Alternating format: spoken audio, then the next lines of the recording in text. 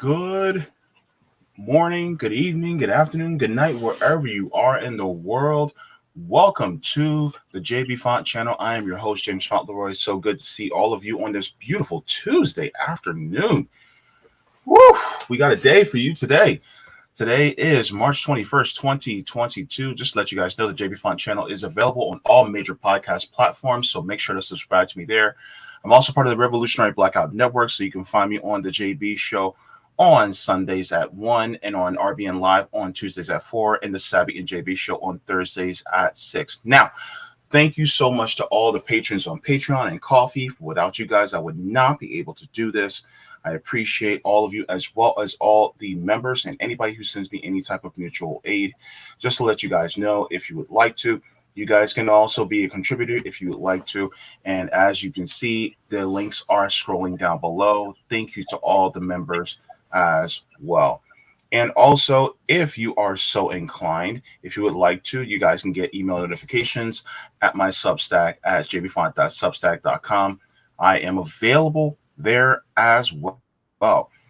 Now, I typically say my hellos to everybody in the chat as per usual, but because I have a guest, I'm going to save those towards the end. But I want to say hello, everybody to say hello, warm welcome to my prolific, prodigious brother, my brother from another mother, Mr. Niko House. By the way, before I let you start, bro. What's up? The locks, they just work, bro. Oh, my dreads? Just work. Oh, yeah, man. Nah, I definitely, so I had dreadlocks before, right, while I was in college. And then, funny enough, because I had started working for the Bernie Sanders campaign, I just didn't have enough time to go and get them twisted anymore. Because my hair was thicker than it is now. It would take like 3-4 hours. And when you go to UNC and you're working for a campaign and you're running, you're the acting state director for said campaign, just didn't have enough time to do it. But told myself I'd never do it again. I'd never cut my hair again. I cut my hair too much. I felt like I lost my superpowers when I cut them. I'm not even joking. Like, I couldn't hit jump shots in the gym anymore.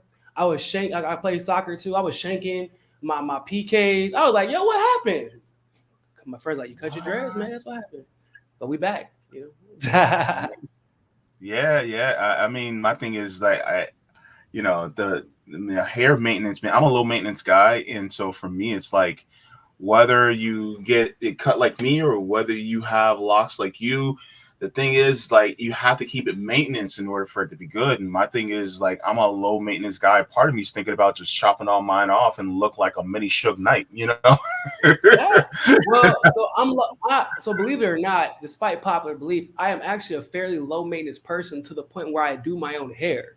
So it isn't like I go like, yeah, I do my own hair. In fact, I'm like, if I didn't have a bunch of stuff to do today, and like I'm obviously in the process of moving to a different country, I would have been doing it. I'm about 3-4 days past due. I do my hair every month. Oh, okay. Well, look, we do what we can when we can do it. So yeah. It's I promise you, it's way. They be taxing for twisting dreads because not everybody wants dreads, so they'll tax you for that. And plus, I don't know if they're gonna twist it the right way. I got my own little special, all natural concoction. I don't go to CVS and get your little gels that they be putting together, little jellies that dry your hair out. I use my jojoba oil and my mint oil and my THC oils and my vitamin E. I got my own little concoction that I put together to keep it healthy. I got my tea tree that I use in my hair. Yep, tea tree oil too. Yep, and I use extra virgin olive oil. That's it. Mm-hmm. I got the Jamaican castor oil. Yeah, extra virgin olive oil. Yeah, all that. Got to, man. I got my hair's wild. My hair actually grows really fast. For those of you who have watched me before, y'all probably remember when I had an afro about 2.5 years ago. And then like when I first twisted my dreads last year around the year before last. So 2021, it was around October. My dreads are like up to here. And now, they're back here. So it just, I would never cut them. I would never cut them again. I love my hair. I love it. Yeah. I mean, they're a beautiful expression of what's a part of us. So yeah. And now apparently it's actually okay for people to have long hair, which is wild because when I was growing up, I was always told it's unprofessional for black men to have dreadlocks and long hair. And then the man bun came out, and then it was all of a sudden attractive and it's business casual. And I'm like, oh, so I guess we can have dreads again. That's cool. Well, actually, you know what? And this is a little tidbit about me. And I think this goes according to that Eurocentric type of mindset that, that colonialism puts on you. And I used to be of the mindset that I used to think of, of locks as dirty and unkept. And I used to view them as just, something that, was unattractive. You know what that is? That means it's partially Eurocentric. That's also because you grew up in the South or you grew up somewhere in the Midwest. That's usually that's Christian parents that's Southern Christian. Because my grandma was like that, and my mom was like that, and my mom was like that because she got it from my grandma. And until my grandma saw my dreads, actually, funny enough, before she passed away, she gave my dreads her seal of approval. She said, I don't like dreads, baby. They look good on you. You look handsome with that hair. I said, all right. That's good enough for me, Grandma. You ain't got like everybody else as long as you like mine. I'm good with it. Oh, man.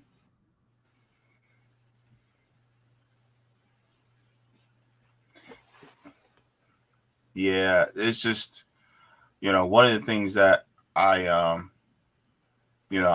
trying to, get past is that decolonization in your mind. You know what I'm saying? That is something that I'm trying to grow past. So, I mean, I've learned, now to appreciate more parts of myself. It's almost as if the ancestors are speaking to me. You know what I mean? So. You know what? It's difficult too, especially when you're in media, man. It's we're taught that you're supposed to dress a certain way, and then of course when you add the reality that we're Black men in this particular space, if you do not dress a certain way, then you already start handicapped, and then you're kind of handicapping yourself even further as far as the perception of you works, right? And I kind of dressed a little bit, I guess what some people would call flamboyantly, even like when I first started, and that was still kind of like semi-casual for me.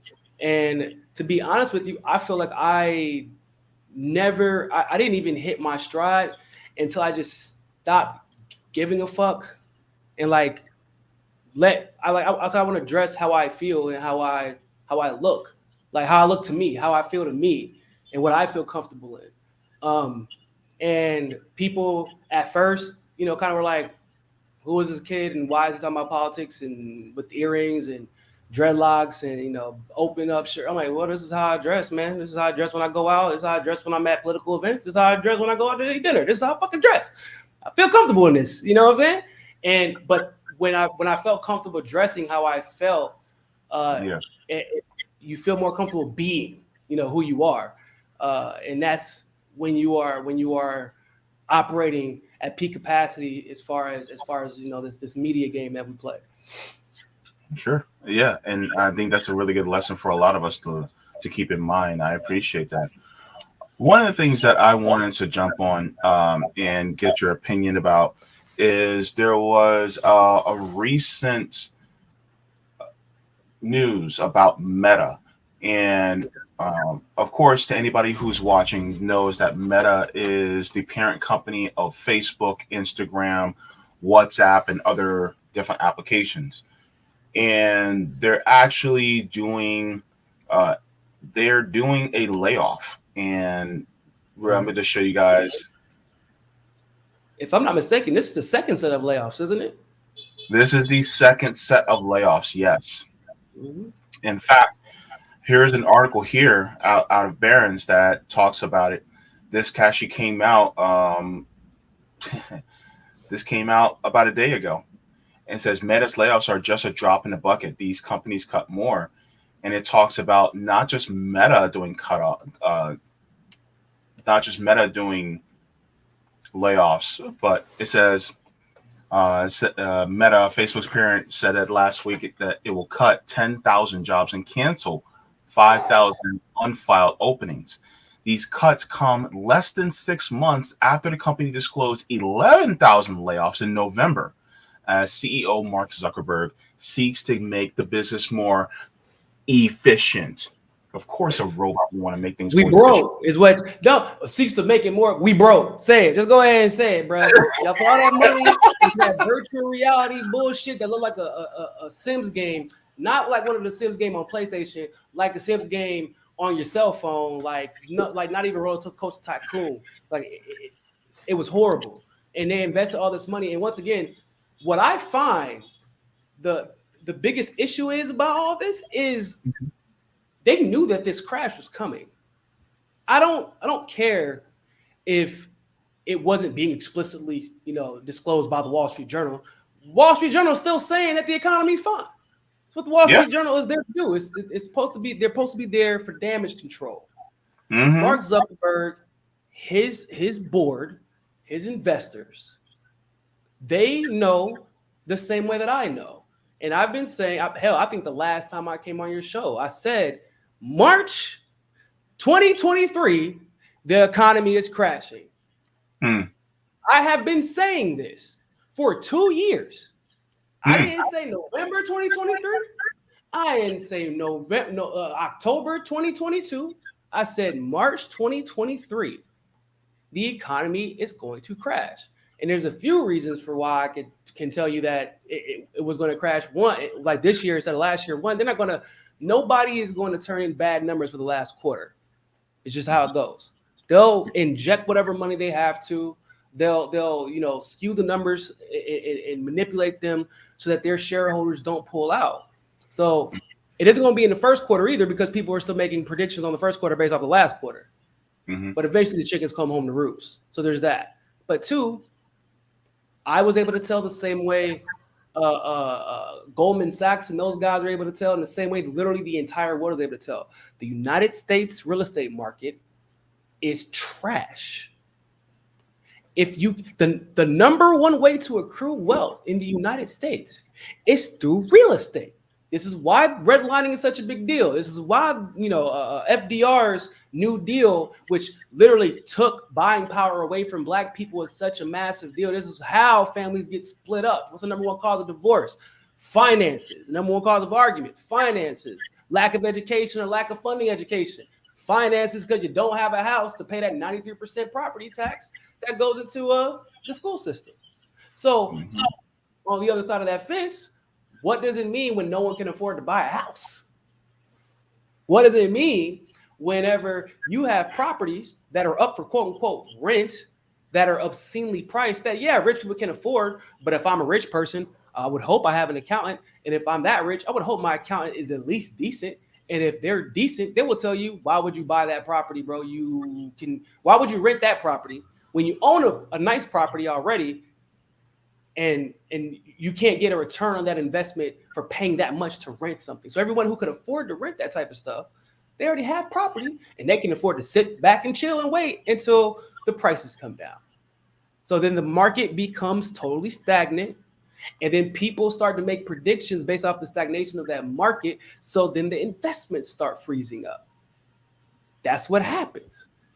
And then when the government isn't there to bail people out on time or bail the banks out on time, we end up at this conclusion. The 11,000 that they dropped in November was because Facebook knew then what I know now.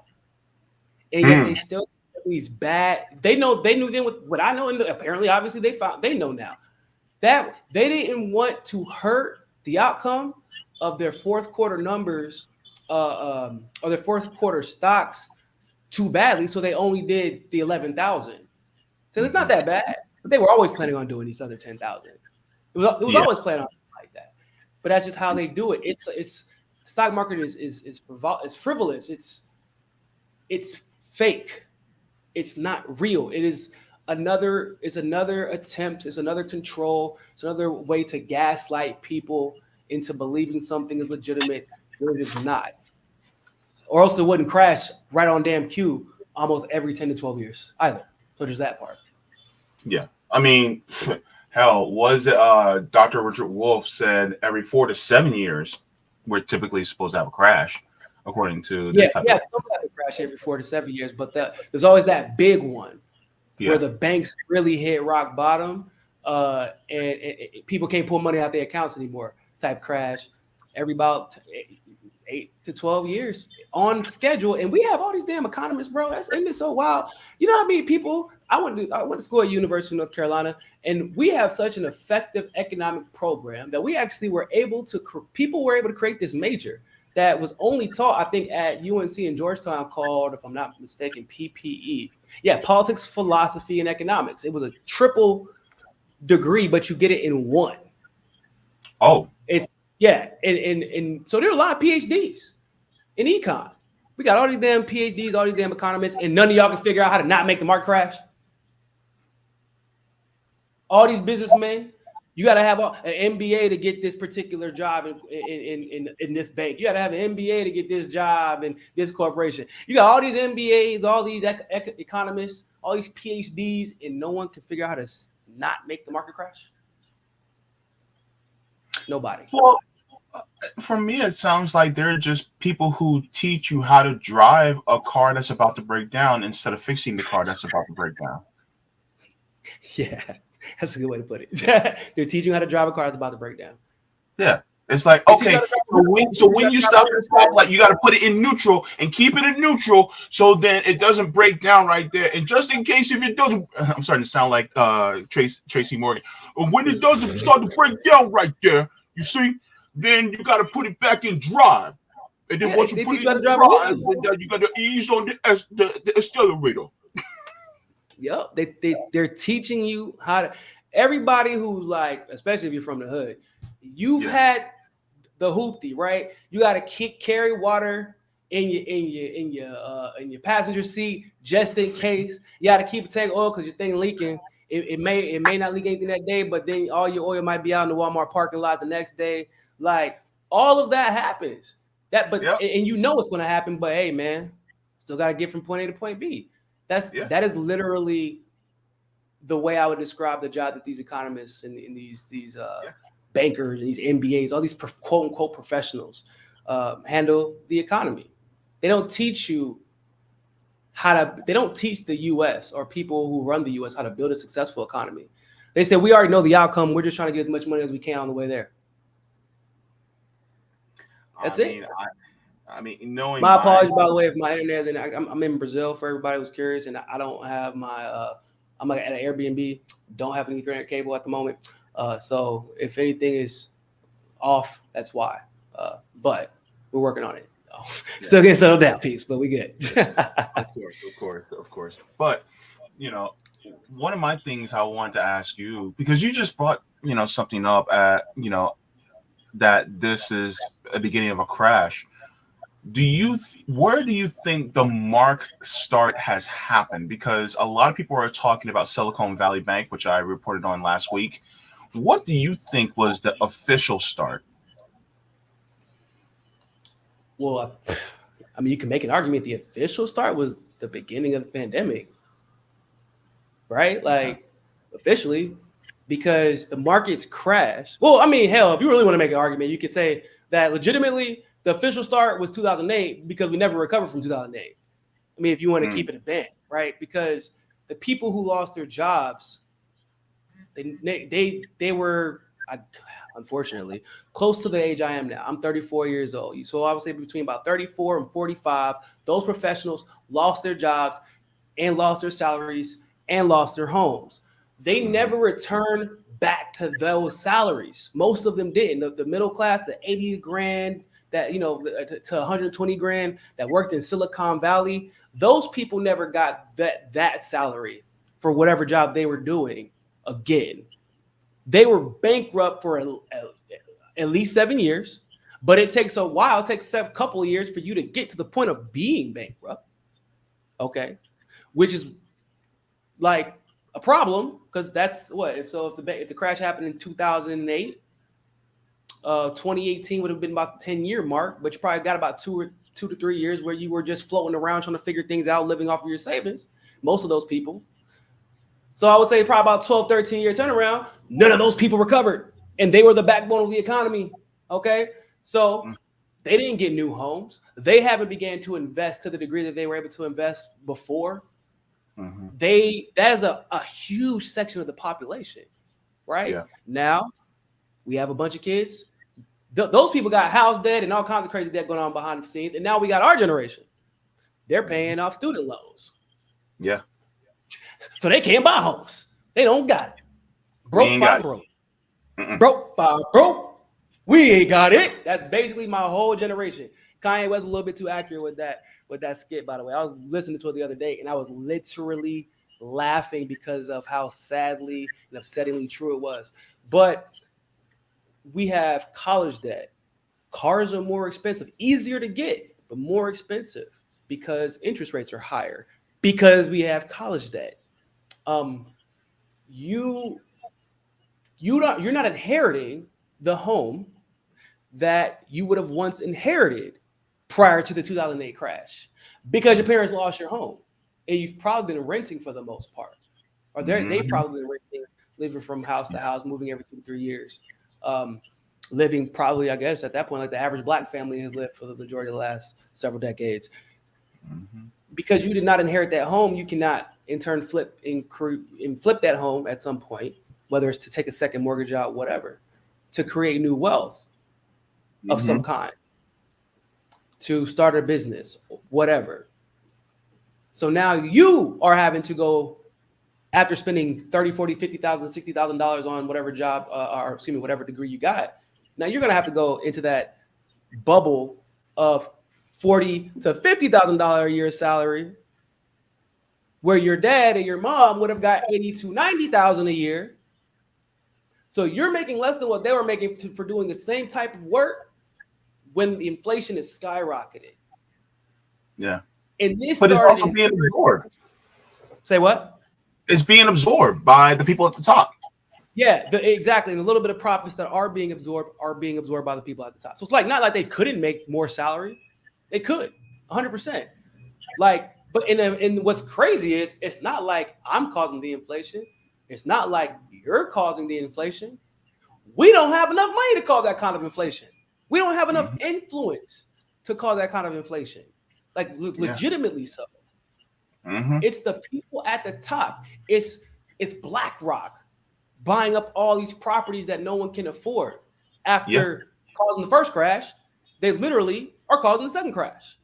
And guess what they're about to do? Because I told people also, I said, the reality is, if you're going to buy a home, or if you're planning on, especially if you're planning on renting, don't do it until late March, early April. I've been telling people this because the prices are going to plummet, and they've already begun to plummet, especially in the major cities like Miami, New York, California, especially California. I've never seen, man, you go on Hulu right now, you got advertisements trying to convince people to move to LA. Bro, when I was growing up, that was the dream. That was like, if you could get to LA like that, people's plan was LA first, New York's my backup plan. And I'll settle for, anything else is a distant third. Now it's Miami for other reasons, but mostly because it's tax-free. It's because it's to save money and get some of the same benefits as you would to go to New York. But you got LA literally trying to get people to come and buy homes there. Well, a lot of them left. So, and went to Texas. They went to Texas and Florida, tax-free. Tax-free, yeah. Of course, I'm in Orlando. I know. I'm not mad at it. I tell people all the time. People say, "Oh man, they should be paying more tax." First of all, I'll be damned. I do not support paying income tax. Why? Because I do not support the military-industrial complex, and I do not support bailouts for corporations, and I do not support bailout for banks, and I do not support giving raises to the same Congress people who literally let us die during the pandemic. I mean, literally had the money to bail us out. And in a plethora of different ways, whether it be through small businesses, whether it be through, they should have been grant-free PPPs, loan-free, interest-free grants for these PPP loans. And they should have been given to every single adult in this country. Not the little $2,000, $3,000, whatever the hell they gave us. I'm talking about there should have been $10,000, $15,000, $20,000. We should have come out better on the other side of the pandemic. Not even average, not worse, not better. Why? Because that's what would be best for the country. Duh. Yeah, of course. Duh. Yo, Niko, say it louder for the people in the back. I'm telling you right now, because the thing is that yo, people are literally, dying out here, and yet you got people who have yachts for their yachts.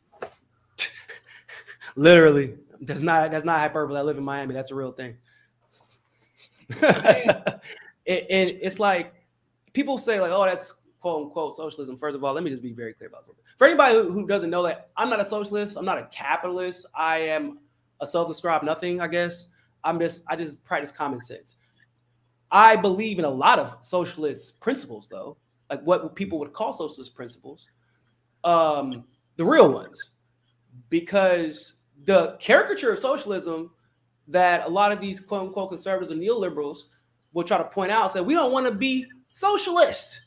I'm like, what you mean? Like, I don't know, literally sucking all the money out of the fucking bottom 97, 98, 99% and giving it to the 1% while everybody else suffers and dies?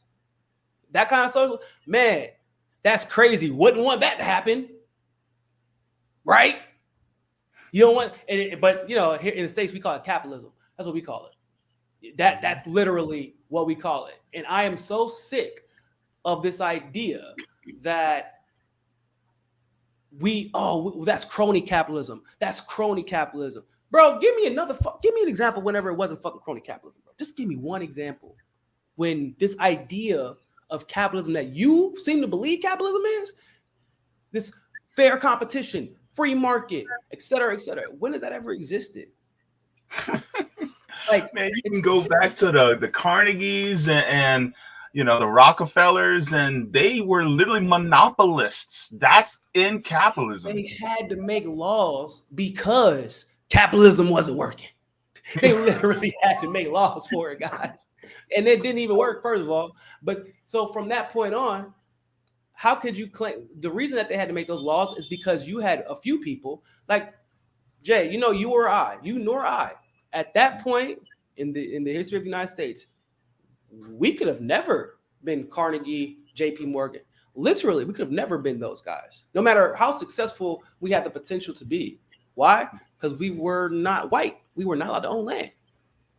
So how could we have built the business 60 years prior to the monopolization of those industries that could have grown to the point of being able to monopolize those industries when we literally were not allowed to own land?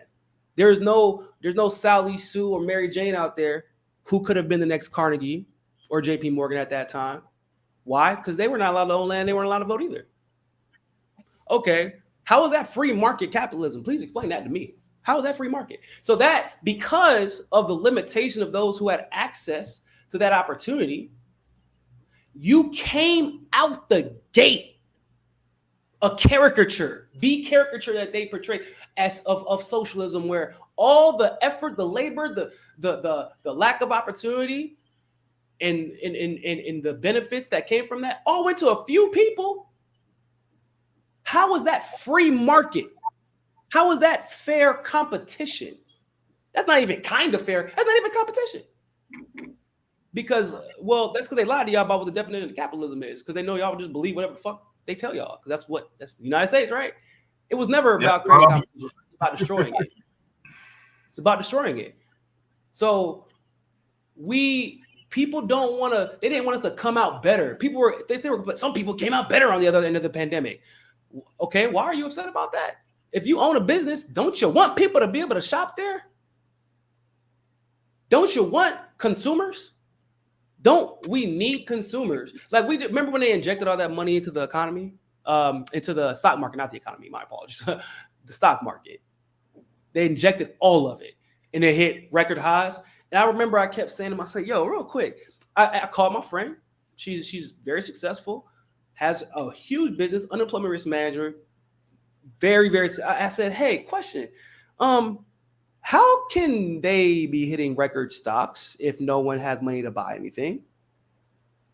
She was like, because it's not real and it's going to come crashing. I said, okay, I just want to make sure I'm not crazy. I just wanted to make sure. And of course, that's what happened.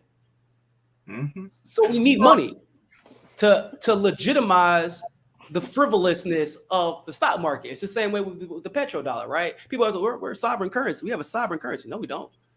You have the petrodollar. We have to at least look like we have fucking money. At least look like it. We don't even have the ability to say that anymore. Yeah, absolutely. And I wanted to give. I knew you were gonna go off. This is one of the things I love. My bad, man. Look, y'all know I ain't been able to talk in a while, man. Got a lot to get off my chest. Got a lot to get off my chest. Say it with your whole chest, brother. All right, so this actually goes deeper. It talks more about all the other ones. So it talks about staffing at Humana. Said declined by nearly 1/3 last year as healthcare provider divested part of its business. Employees working for the affected segments were moved from Humana to a separate entity. Hold on, you say it again? They divested from their employees? Is that what they say? Basically, the first paragraph says very new and exciting ways to say we fired these motherfuckers. Yeah, we couldn't afford them, so we fired them. We divested from their employees. So it says more companies have disclosed layoffs this year. And a few openings are still available, although it's important to note that layoffs aren't the only reason for changes in employee headcount. Spinoffs or sales of parts of the business could also lead to significant drops in staff numbers. Staffing at Humana declined by nearly 1/3 last year as healthcare provider divested part of its businesses. Employees working for the affected segments were moved from Humana to a separate entity. What in the hell is the separate entity, though? That's my question. Couch. Their couch. The IKEA sofa department in their home. That's what the separate entity is. I mean, damn, can you believe it, Jay? When people don't have jobs, they can't afford healthcare. God, that's wild. It's simple math. People don't have jobs, so they can't afford healthcare. So now people, ironically, in the healthcare industry, they can't afford them. They can't afford to pay the healthcare workers or health insurance agents. And now the health insurance agents don't have healthcare because they can't afford it either. So it's kind of ironic, right? Because now you're actually about to lose even more business. Yeah. And then on top of this, it talks about AIG. It says they lost 10,000 people. They fired 10,000 people out of 36,000, a 28% cut. I bet a CEO got a bonus though. I guarantee it. I don't even know, but probably. Yeah. And then McDonald's, they lost 25%. They went to 150,000, so 50,000 workers. Yeah, that's bullshit. I call bullshit on that one. Bro, I ain't seen a day in my life where McDonald's ain't full. They're remodeling in Miami. They're freshly remodeling like 2 or 3. Also, McDonald's is like a franchise. They're franchised. So like you close based off of the success or lack thereof of your individual franchise. If McDonald's, like most of these companies, but especially McDonald's, chose to close or fire, 50,000 workers, it was specifically and exclusively because of what you wanted your numbers to look like to your shareholders. Not because you could not afford to pay them, but because you wanted your numbers to look better this quarter than last quarter. Yeah. You wanted to beat predictions. Yeah. Because it's all about the instant gratification. That's what that's the stock market. It has to be about instant gratification. Because if you predict it out and that was how you made your decision making, then you might realize at the moment you become an IPO, your business becomes like markedly worse. It's 100%.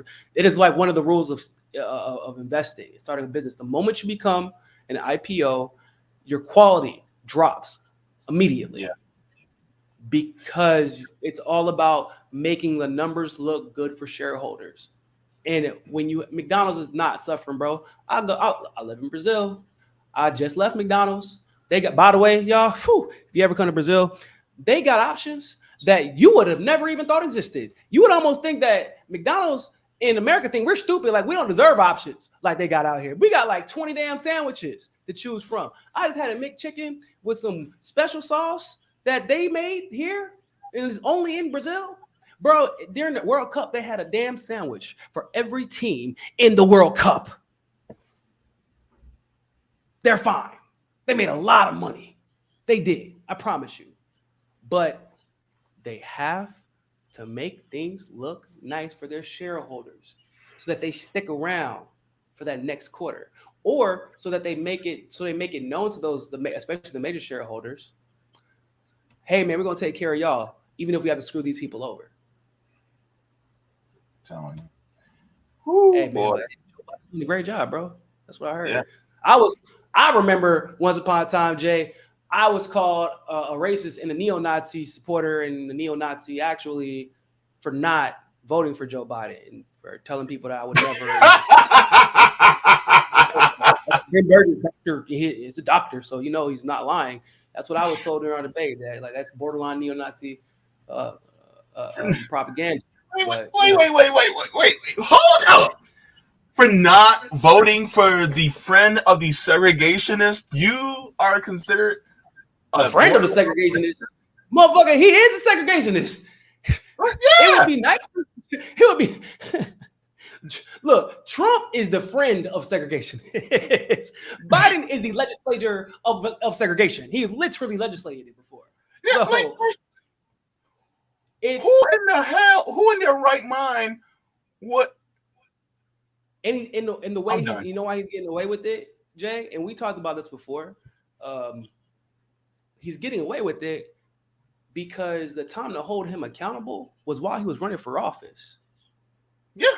That was when, so he would have known everybody is watching every single move that you make. But he like Bernie at this point, he knows that now there's too many jobs. Y'all invested in me. There's too many jobs that have been created from my cloud, essentially.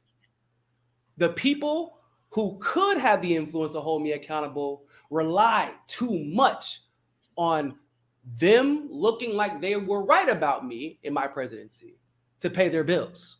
So they can't turn back now. I mean, this even goes to some people who are in quote unquote independent media. Oh yeah, 100%.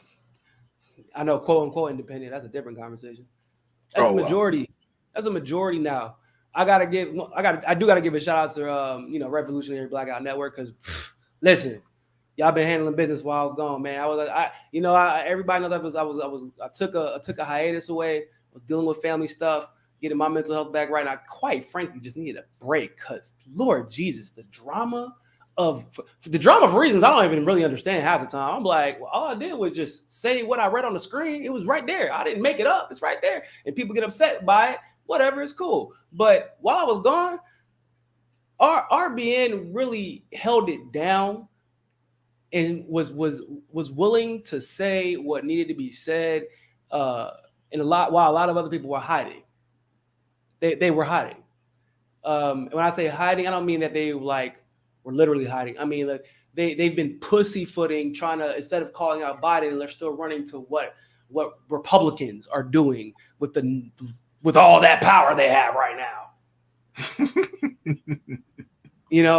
Like they tried to shift to these fringe quote unquote social culture war issues because it's easy to play morally righteous rather than get down to the crux of how these problems originate and how they start. Like y'all really handled business, and like just personally seeing where y'all are now versus where y'all started, it gave me a lot of hope that mainstream media independent media eventually is going to be all right. And that people are starting to take not like quote unquote independent voice seriously, Black independent voices seriously. Because I know that the liberals always say that shit. Representation matters. No. Substantive representation matters when you're right and you learn from your experiences. That's the whole sentence. They don't say that part though. And you had so many people on there that learn from their experiences when they were wrong, could admit it, grew from that, took that, activated, organized. I know that people were at rallies all weekend, last weekend. The ones who ain't at rallies still doing shows, calling people out, being consistent, calling out Biden, calling out Trump, calling out the establishment, being anti-war all the time instead of being anti-war when it's convenient.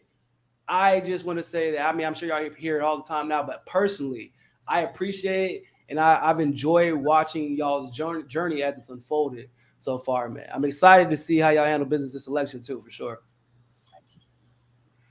Thank you so much. That really means a lot.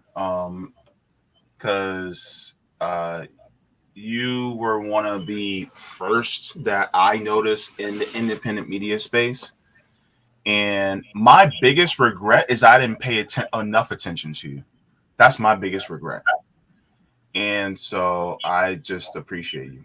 So thank you. That means a lot. It was not hard to do, man. It's like you get buried for being right and being black. I'm gonna tell you a secret, Jay. Well, I guess in your entire audience. Well, how much time we got left? Oh yeah, we got time.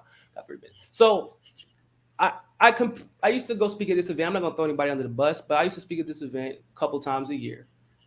And the event was actually created so that voices from the left and the right could get together and converse, engage in discourse, where everybody's still friends after, but we all hear everybody's opinion, and it's supposed to be civilized.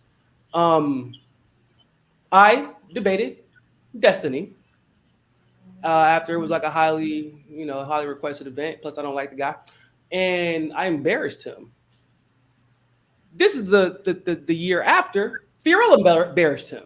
Actually, you know what? So the leftists or the independent leftists that invite me there every year have made the same request, and they were told that Niko is too crazy.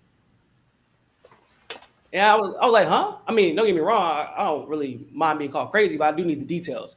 So and the way they describe, I'm like, hold up, no, that sounds like actually Destiny and this person, and this person a little bit crazier than I am for sure, and they're all wrong. So I was like, hold up, am I saying something that's factually incorrect or something? They said, oh no, that's not it. He said, that's not it. I was like, well, if I'm not wrong, and I'm nowhere near as crazy as these people that they keep inviting back, then I'm confused. I need for you to break this down to me, because I don't like to jump to conclusions. You know what I'm saying? You know what happens when you assume and shit. So I need you to explain this to me. He said, you know why, man? He says, it's not because you're wrong. It's because you're right and you're black, and you're right and black when you're going up against these guys. And they have bigger Twitch audiences. They have bigger this or, bigger that, and mostly just bigger egos. So it's like, whether or not I'm going up against conservative or quote unquote leftist or liberal, you're right way too much. And the whole crowd, and basically I was being punished because of how much crowd control I would have during the process. I was like, hold up. So you're telling me that they would rather hurt the brand, like literally hurt the business of what they're doing, the bottom line, just so I don't bruise somebody else's ego? Yeah. Because literally, and I'm sure that somebody has experienced this at some point or have seen this at some point, they will rather hurt their bottom line than to have a black person come and be right in their space and be the authority in their space. That is reality. Now, I actually kind of like laughed about it. I was like, whatever, that's fine with me. I don't really care. I only cared from a kind of like, this is why we don't see more of this. Because it was all well and good whenever it was like, oh, wow, we didn't see this guy coming. He's really interesting perspective. He's really unique. Yeah. Nah, but I'll be right, motherfucker. Like, I know what I'm talking about. And when you got the conservatives being like, dog, shit, I'm not a leftist, man, but you making a lot of sense. Like, you got the conservatives dapping Fee up for going in on Destiny, from embarrassing him with leftist perspective. That's a problem. Even for the leftists, the white male leftists who want to monopolize space. Yeah. They want us to pussyfoot and tiptoe. And y'all don't do it. And it's taken a while for somebody else other than me not to do it. And that's why I appreciate it. Yeah. And I look, this space is very white. It just is. And so I think this is one of the reasons why, RBN was able to carve out almost a lane. It was like you traced the carve out and then we came in and went behind you. Pulled that thing down, bro. Y'all did. Yeah. Y'all did. In your own And unique ways, all of you guys. And I know Roman he doesn't have his own show, but I know he'd be on there like, man, that boy, whew. I don't know how Rome ain't tired, dog. He always doing something. He's always in the damn street doing something or building something. man, that man made me so tired when he was down here. Man, look at me. This is how I still feel after Rome came down here. This man got so much energy. I'm like, and he had smoked some herb right before it. And I'm like, how are you moving, bro? Rome the type of dude, he smoked. And he just gone. And it's all just helping people, feeding people, doing the gas. And people think it's an act, dog. I'm like, nah, this Rome is dead ass serious, bro. I was like, y'all think he's pretending to always be helping people? Serious, I said, do you know how much energy it would take to pretend to always be helping people this much? Every day? I'm like, this motherfucker literally got 50 pizzas from Lil. Y'all think this man is so dedicated to his ego that he went and got 50 pizzas from Little Caesars and pretended to feed homeless people? Like, at that point, shit, I hope everybody pretend to help people if that's going to be the result. So, like, shout out to Rome, and of course, it's Nick and just everybody, Sav, everybody at the RBN, and everybody else who's up and coming. Like I said, all I ask is just keep paying for it, keep putting people on, keep helping people grow their platform, and every time I get that opportunity to get a bigger microphone, let the world know what it actually is rather than what they want it to be. Mm-hmm. Yeah, man, I thank you so very much. And look, I don't want to, there's some other stuff that I want to talk about, but we'll get to some of these other issues next time. Yeah, I'll come back on soon. Don't worry about it. Yeah, because there were some things that I wanted to cover with Tucker Carlson. Oh, I forgot about Tucker Carlson. Yeah, man. Well, I'll cover that afterwards, but yeah, man, Tucker Carlson says some things, and I'm like, he's still alive? You know what? His problem is low key. He said, you know how he be towing that line? Even for conservatives, even with that platform, there's a limited hangout spot. You can get away with only so much, and he might be wrong 90% of the time, but when he's right that 10% of the time, he's saying too much, with too much accuracy from too much experience. Yeah, that's why it's a problem. And I think that even though I think he still has the most popular show on Fox. They keep doing these little trials where it seems like they are trying to replace him or he is trying to escape. Right? Like, are you getting that feeling too? Because there are people even taking over his shows. There've been a lot of people like coming in and doing his shows, and they keep trying to push. Go ahead.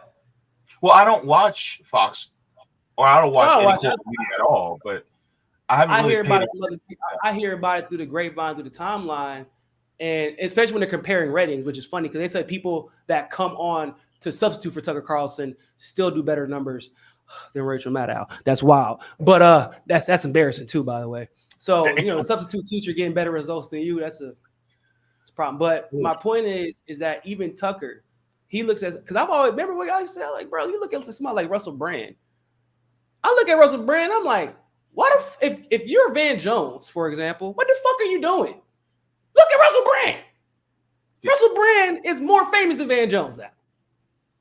In politics, there are people who exist in the world, kids probably, right now, who don't even know Russell Brand's a comedian and an actor.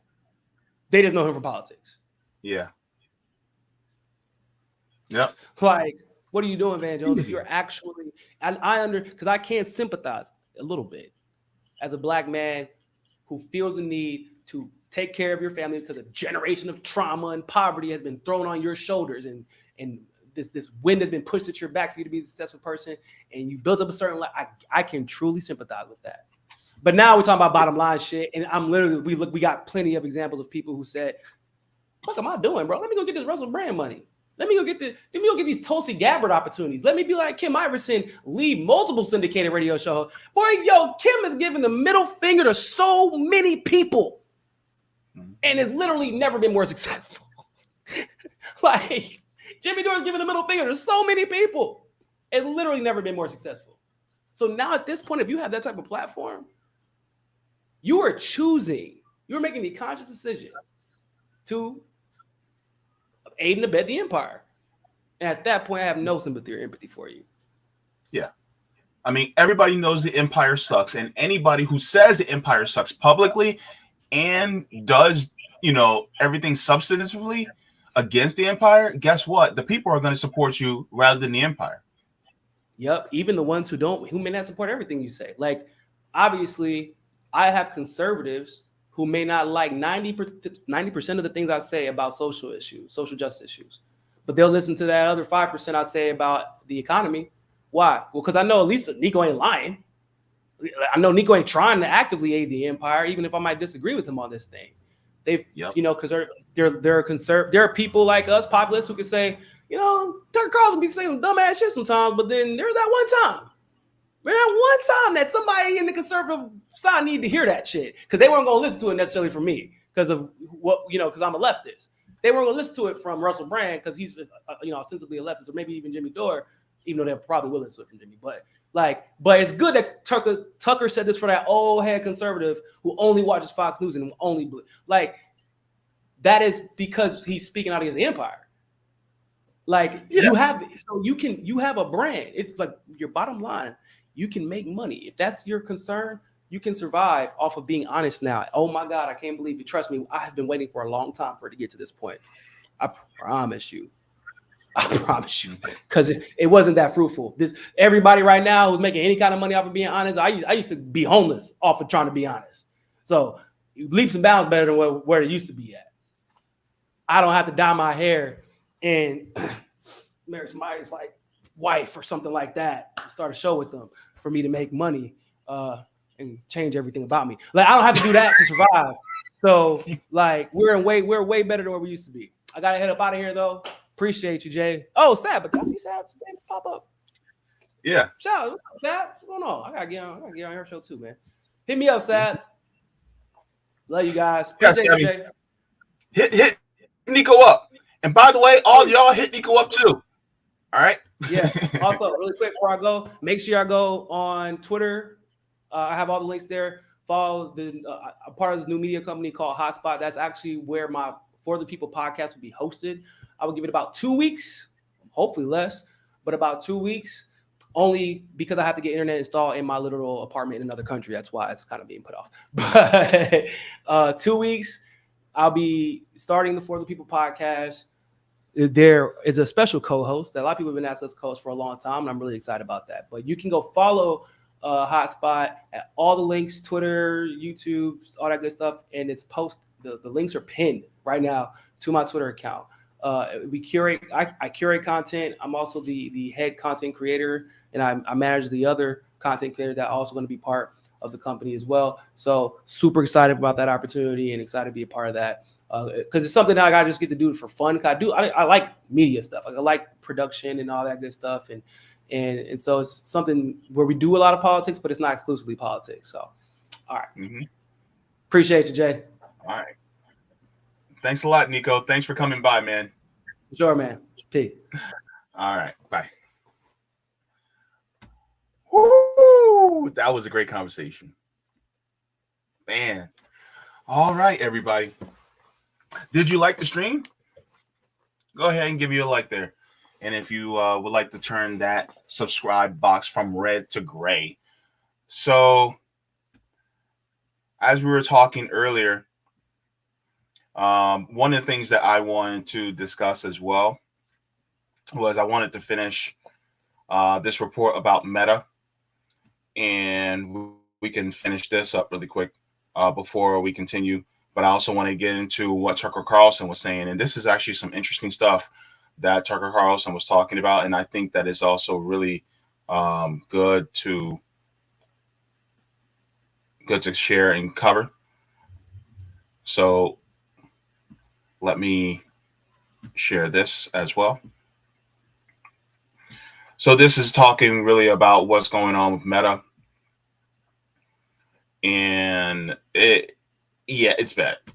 Look also at what's happening with Meta. Shares of Meta ending the day is slightly lower.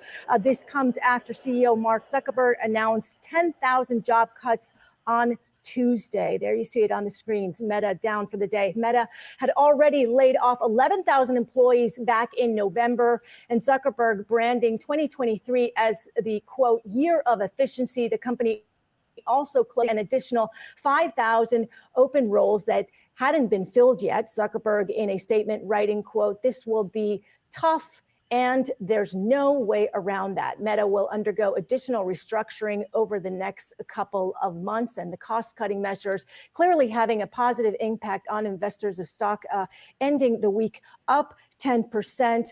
Though today it was lower. But look, Meta has been now focusing on AI much more. That is the first and foremost focus because of this craze that we have also seen in AI. It is rebuilding its tools when it comes to its reliance on user data for advertising. And yes, it is still involved with metaverse, the VR metaverse strategy that had been announced last year. That is a strategy, but it's very capital intensive. That is their North Star, but nonetheless, AI is now taking the forefront. Yeah, look, it's a year of efficiency. This is clearly a follow through on the message that we heard from Mark Zuckerberg in the last earnings call. We talked to Brent Thill. He's an analyst with Jefferies that covers Meta, got his reaction to these cuts. And I want to play a quick clip for what he had to tell us. The expense structure was way ahead of the revenue growth. So I think what we're doing now is bringing the expense structure down to where growth is at. And so, they've cut effectively almost $10 billion of expense out, which just tells you, how over potentially unnecessary roles we've. Greed, people. That's the name of the game. That's what it is. It's greed. Look, I'm going to tell you all right now. The only look, Mark Zuckerberg is one of the richest people in the world. And you have companies like Meta that are cutting. Essentially, over the last 4 months, they cut 21,000 jobs. That's 21,000 families, right?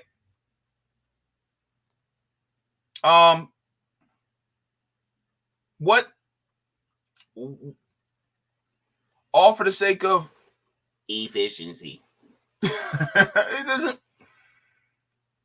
And so, on top of that, you also have this huge influx of inflation that has happened. Look, eggs. Who can afford a carton of eggs now?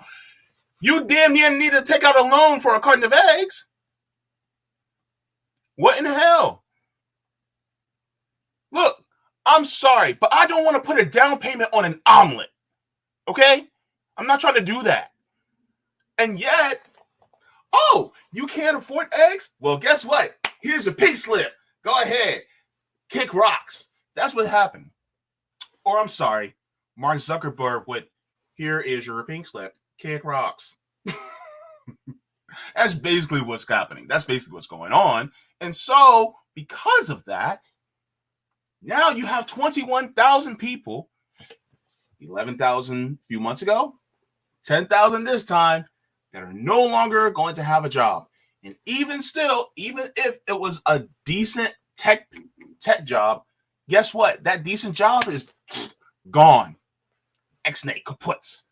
So, yeah, I mean, that's the problem. And that's what the thing is. And they keep circling around it because really it's capital intensive. They want more. It's money. That's what it is. Do the most with the least amount of workers so that you can have all that wealth built up. So then the shareholders,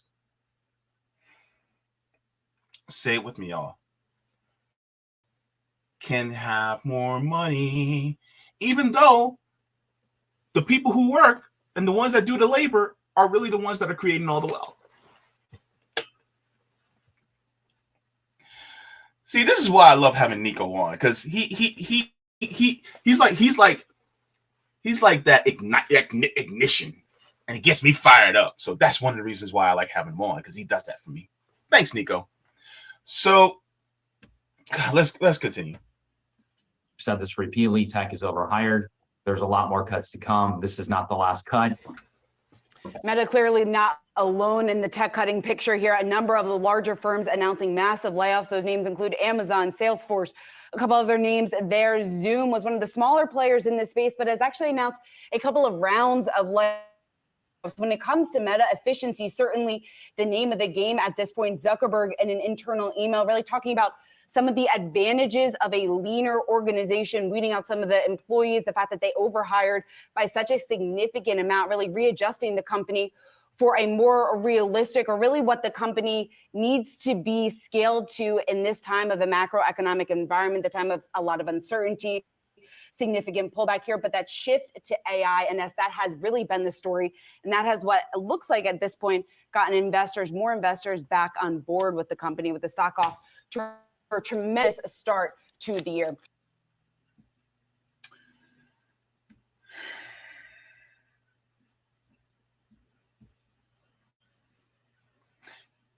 Yeah, it's all about money, and it's about greed. Let's be real. That's what it's been about. And then on top of it, you have Amazon, according to this article, that talks about more layoffs that is to come. So here it talks about, it says Amazon made the biggest dent. The e-commerce giant removed 67,000 people from its payroll in 2022, the most among the S&P 500 companies. But because the company employed more than 1.6 million people at the end of 2021, the cut was only 4% of its workforce. 67,000. And then it talks about FedEx, Robert Half International, Ford Motors, Target, and Wells Fargo cut jobs, but it's relatively small, compared to the other jobs that we were talking about. So yeah, this is just, lots of job losses because of the increase of interest rates by the Fed. And so what does this mean? Okay. What all this means is that they need to fire all y'all, all us. They need to fire all us. And then because those interest rates are high, and then on top of it, once they fire all of us, there's a huge pool of people who are no longer working, right? Which creates a huge amount of desperation. That desperation means more people will be competing for the jobs. Once you compete for that job, that means you're competing for people, which means just like a seller, because you're selling your labor, you're going to have to do that for the lowest price possible so that you'll be the one that bags the job instead of somebody else. So let's say you and Jerome are going neck and neck and you guys are competing for the job. Oh, this job hires for $75,000 a year. Oh, I'll do it for 70. Then Jerome goes, I'll do it for 65. And you go, I'll do it for 60. Next thing you know, they're saving money. That money goes to their shareholders. And then you guys make out even less. And then everybody that wants to get a job like that as well around, guess what? They're going to have to settle for less, which means the people at the top get to retain that money. And once they retain that money, then guess what? It goes to the top, which means that it goes to their yachts. It goes to their banks in the Cayman Islands. It goes to their bank accounts that, would they want to buy a choker for their, Shar-Pei, a diamond choker. And guess what? That Shar-Pei got more money around his neck than you'll ever have in the entire year. All because they did these mass layoffs to increase worker demand. And then as that demand grows, that human capital stock that they tell you that you are, then that means that the price for your labor goes down. even though it doesn't necessarily need to. So that's how it works. But yeah, so this system, the way it is, and I know Niko said he's not a capitalist, but he's not a socialist. He's just trying to be realistic. I, however, am a socialist. And the thing is that from what I see is that capitalism is an unsustainable system because it requires people to be greedy in order to monopolize and then consolidate economic power. And they utilize our government in order to be able to do that. Now, make sure to like the stream. Also, just to let you guys know,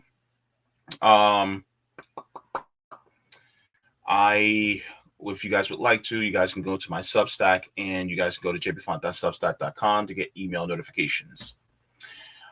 Now,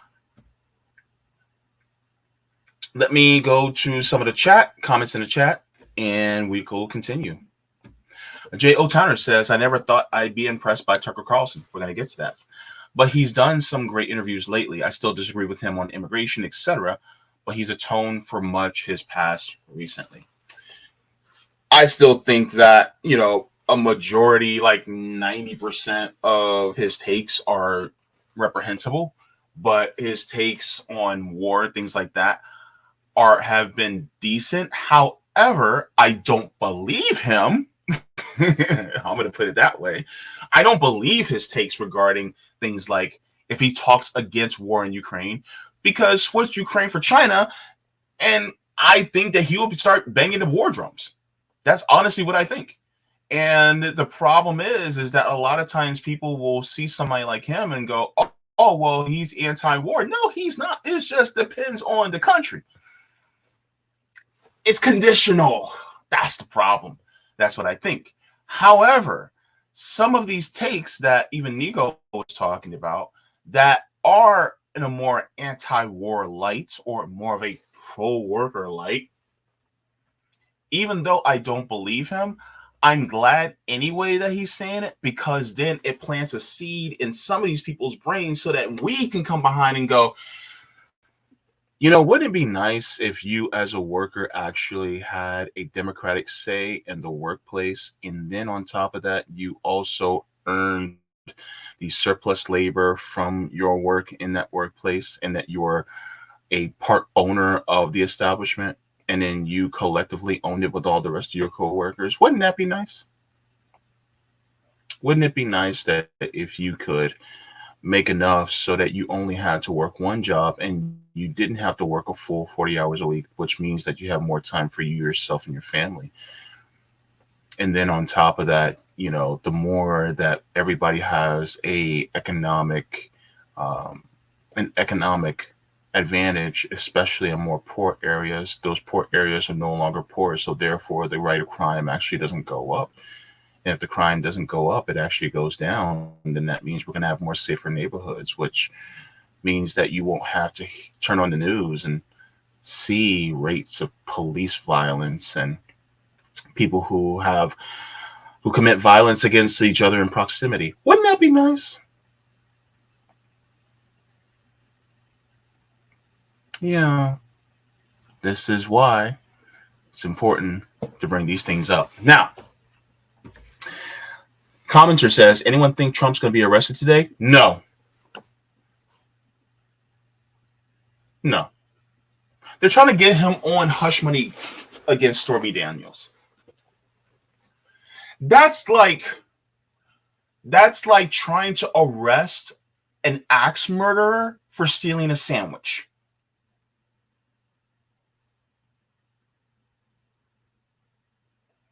They're going to bond out even if they got arrested, or they'll just face a fine. Like, it's a slap on the wrist.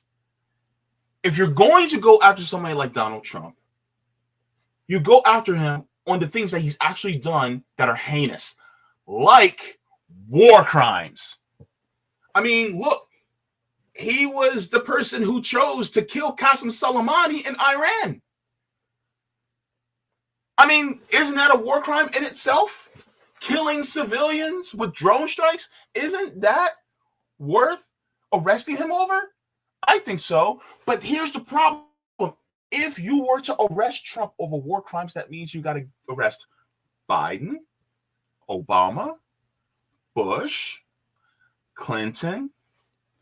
You have to do it against the secretaries of state and some of the secretaries of defense. You have to do it against people like John Bolton.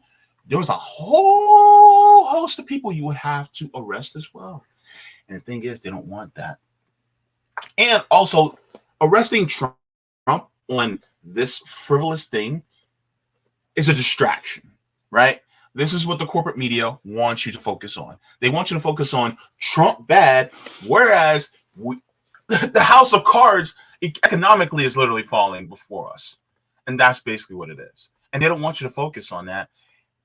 And then guess what? Under the cover of darkness, they're going to slip some money, more money into the banks and say, here you go, including for your golden parachute, and then go ahead and fly away for a while so that people don't know what we did. So that's what it is. Moused says capitalism is starting its own general strike. Yeah, firing all those people. Reality Revolution, good to see you. Is also a JB member. Says every time I click the live stream in Roku, it exits YouTube. Ooh, yikes! YouTube's been kind of glitchy lately, even for us content creators. So you're not alone. I think Savvy can corroborate that. Thanks for the super chat. Roger Meadows says we can't allow this in to make us look bad, out left in us. Yeah, Nico's pretty good. Nico's pretty cool. He's a cold brother. That's what I love about him. Hey, Sabs, good to see you. Hey, Kit, Marlins, good to see ya. Whatever man says, Facebook took on too much debt to raise their stock price. Now that interest rates are getting higher, Zuck needs to trim. The thing is that you usually only hire when you necessity, when you need people for that. And so the thing is, they needed those people. So why in the world are they trimming the fat when that person was necessary at the time? It's really because ultimately shareholders want to see higher dividends, either at the end of the quarter or at the end of the fiscal year. And so because the shareholders aren't seeing higher dividends, even let's say you got $1,000 dividend, right? You're looking for $1,100, $1,200, $1,300, right? At the end of the next fiscal year or the next quarter. The next quarter or whatever. The thing is, that's what capitalism dictates, is that it needs a perpetual, it needs that infinite growth constantly. And the thing is that let's say you got $1,000 and then you got another $1,000 the next, fiscal year. Well, some of these shareholders are not going to be too happy because they got the same amount last year, it's the same as they got this year, and they want more. And so guess what? That means you have to trim the fat more, which means you're going to have to cut some jobs, cut people out. Even like, for instance, look what happened with Norfolk Southern. They cut safety regulations so that they can save more money. Guess who was basically holding the bag of doo-doo at the end? It was the people of East Palestine. By the way, this Saturday at 6 p.m., I will be having on some residents from East Palestine on here to talk about their experiences with the derailment of the freight train from Norfolk Southern. So be sure to tune in for that this Saturday. But the thing is that people got left holding the doo-doo covered stick because they wanted to make more money. And that's basically how it works. So yeah, there's really not much else to it. I mean, ultimately, it's just like what Sabby always tells everybody in her audience: follow the money. That's pretty much what it is. Let me check Rockfin really quick just to see if there's anybody there. Not yet. All right. We're going to move on to the next story. We're going to talk about Tucker. Tucker, can't you see? Sometimes your grift just hypnotized me. All right, so so let me take that away and take this away. Give it away, give it away, give it away now. All right, so we're going to go. Let me see. I got it.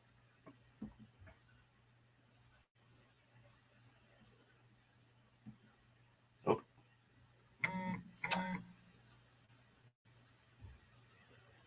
Let me. Oh, I found it. I got it. Found it on my list. All right. So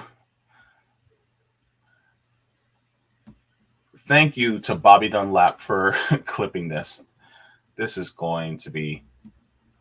a riot. I know Roger was in the chat like, what did Tucker say? I'm going to tell you what Tucker said.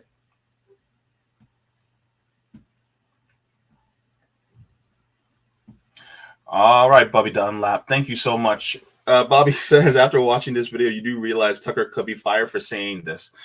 Given how he really feels, I'd say he's gone from Fox within a year. Seriously, if his heart is saying this, how can he stay in legacy media?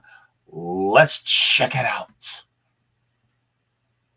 Like, I've spent my whole life in the media. My dad was in the media. Like, that is a big part of the revelation that's changed my life, is the media are part of the control apparatus. Like, there's no, yeah, I know, because you're younger and smarter, and you're like, yeah. But what if you're me and you spent your whole life in that world, and to look around and all of a sudden you're like, oh, wow. Not only are they part of the problem, but I spent most of my life being part of the problem, defending the Iraq War. Like, I actually did that. Can you imagine if you did that? What do you think? What is one of your biggest regrets in your career? Oh, defending the Iraq War. That is it? Well, I've had a million regrets, not being more skeptical, calling people names when I should have listened to what they were saying. Look, when someone makes a claim, there's only one question that's important at the very beginning, which is the claim true or not? So I say, you committed murder, or you rigged the last election. Before you attack me as a crazy person for saying that, maybe you should explain whether you did it or not. You know what I mean? Yeah. And for too long, I participated in the culture where I was like, anyone who thinks outside these pre-prescribed lanes is crazy, is a conspiracy theorist. And I just really regret that. I'm ashamed that I did that. And partly it was age, partly it was the world that I grew up in. So when you look at me and you're like, yeah, of course they're part of the means of control. That's obvious to you because you're 28, but I just didn't see it at all. And I'm ashamed of that. Isn't that what the media tries to do, though? It's their only purpose. Right. They're not here to inform you, really. Even on the big things that really matter, like the economy and war and COVID and like things that really matter that will affect you. No, their job is not to inform you. They are working for the small group of people who actually run the world.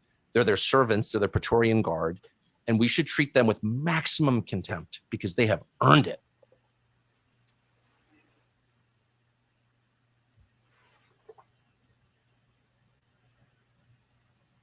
Hi,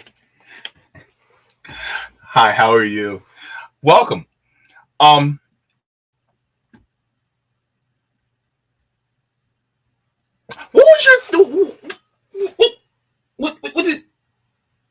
did you think? What did you think of? We gotta do that again. We gotta wait. Hold on. Wait.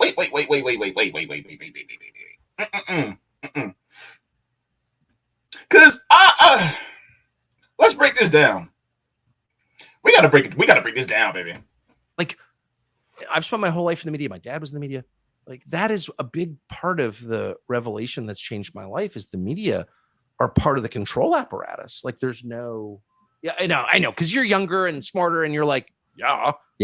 But what if you're me and you spent your whole life in that world, and to look around and all of a sudden you're like, oh, wow. Not only are they part of the problem, but I spent most of my life being part of the problem, defending. Okay, so this is a point that not only people like Noam Chomsky has pointed out in his book Manufacturing Consent, but including people like Michael Parenti has pointed out in his book. And here, Dirty Truths, he talks about the media too. And really, one of the things that both Noam Chomsky and Michael Parenti actually agree on is the fact that these media companies will hire personalities or anchors or journalists who agree with the empire. It's not that they tell them, oh, only talk about this or only talk about that. They may do that some of the time at a minuscule level. But most of the time, it's, I already know you believe what we tell you, so therefore, you're already going to toe the line. And so they did this with Tucker Carlson. They're doing this with Rachel Maddow. They do this with Chuck Todd. They do this with Steve King. Steve. Was it Steve King? I forget. They all sound the same to me. But you got all these different people, Richard, David Muir, Matt Lauer, even though he's disgraced and gone. You have all these different people. Yes, Rutherford Mapplethorpe says useful idiots. Yes. And the thing is that what happens is that they toe this line because they honestly believe it. And they will pay them millions of dollars to toe the line. They will pay George Stephanopoulos millions of dollars to toe the line. And the thing is that if they want to keep that same amount of money, if they want to keep that lifestyle, then they got to toe that line. Morals be damned. Ethics be damned. Right? And so this is basically what Tucker is actually talking about, which I'm just like, hold up, wait a minute. Are you still with Fox? See, that's my question. Because remember, back in the day, Tucker was actually on CNN. By the way, CNN is actually trying to go further right, by the way, anyway. But because they're trying to be Fox number 2. Anyways, let's continue. Ending the Iraq War. Like, I actually did that. Can you imagine if you did that? Well, what do you think? What is one of your biggest regrets in your career? Oh, defending the Iraq War. That is it? Well, I've had a million regrets. Not being more skeptical, calling people names when I should have listened to what they were saying. Look, when someone makes a claim, there's only one question that's important at the very beginning, which is the claim true or not? And the thing is that a lot of times what ends up happening is you have to toe the line because who's behind it? Well, it's not only the money, but it's also the national security state. And, you have the big banks, for instance, that are behind it. Look who owns, and I think Savvy covered this on her show, was that who is part owner of some of these media companies? Wouldn't it be ones like Vanguard and BlackRock? Right? And so they have to. If not, they're on the outs. And they constantly do this. This is why they also get picked, from these legacy media companies to be press secretaries for the White House. Look at Janine Jean-Pierre, right? Look at Jen Psaki, right? Now Jen Psaki's now back on she's on MSNBC now, so that's just how it is now, and the thing is that the empire, in U.S. state media, they actually do this rotation. So I say, you committed murder, or before you attack me as a crazy person for saying that, maybe you should explain whether you did it or not. You know what I mean? Yeah. And for too long, I participated in the culture where I was like, anyone who thinks outside these prescribed lanes is crazy, is a conspiracy theorist. And I just really regret that. I'm ashamed that I did that. And partly it was age, partly it was the world that I grew up in. So when you look at me and you're like, yeah, of course they're part of the means of control. I'm like, that's obvious to you because you're 28, but I just didn't see it at all. But the thing is, my question is, does he see it that he's still that person now? That's my question. Because look, here's the thing. yes, sometimes he'll say some things that are true. And a broken clock is right twice a day, right? But then talking about things like great replacement and all this other BS, really, he's doing the service of the empire, right? Talking about how, trans people are dangerous. That's doing the work of empire, right? Supporting the cops is doing the work of the empire. You're still doing the work of the empire, though. And I'm like, do you see that? Do you see talking about drag shows is really supporting the empire because it supports the divide? It supports the divide of people, right? Talking about how, CRT and things like that. Look, and flaming, stoking the flames of, some of these people. You're still doing the work of the empire.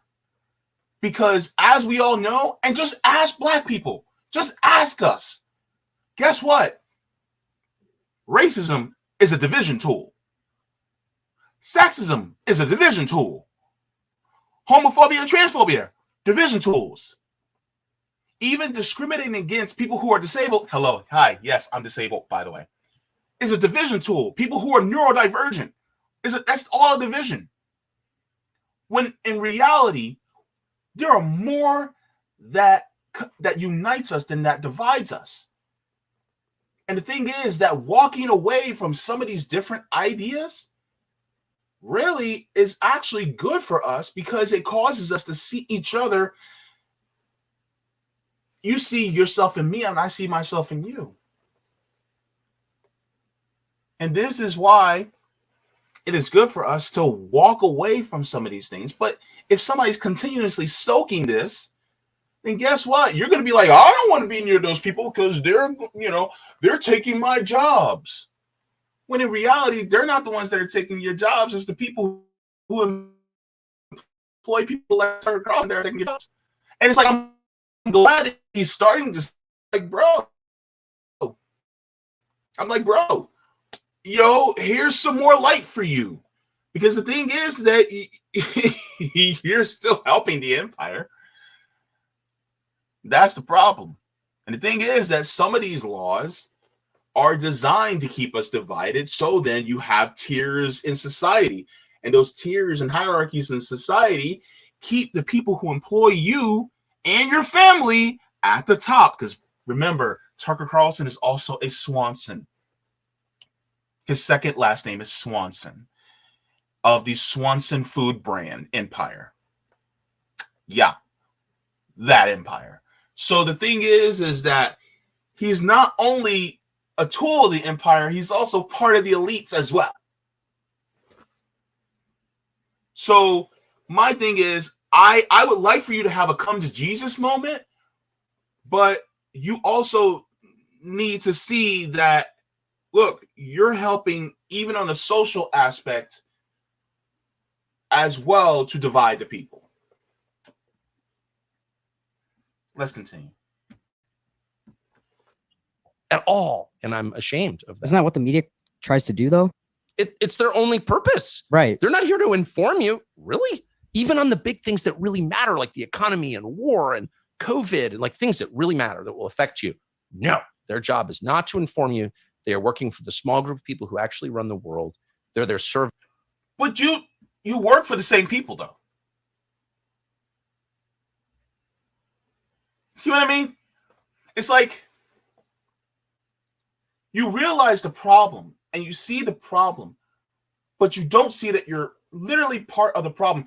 And the thing is, you're saying that you're kind of walking away from it, but you're still with them. Like, I haven't seen a resignation letter from you. I haven't seen you walk back some of the things that you said on your show. I think that's really important. See? Because here's the thing. There's two ways that this can go.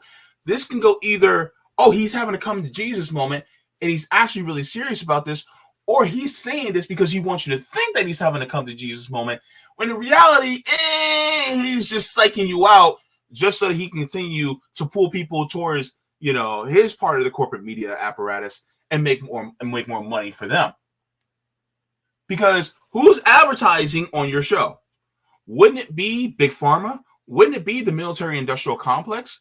Wouldn't it be these big corporations that advertise on your show, on your network? The same ones that advertise on MSNBC, Fox News, ABC, CBS. They all advertise. Look, you guys all get your money from the same pool of people. There's really no difference. Stenographers for the empire. So that's my question, is like, is that really what you're trying to do, or are you grifting us once again? But not me, but other people. Servants to the Praetorian Guard, and we should treat them with maximum contempt because they have earned it.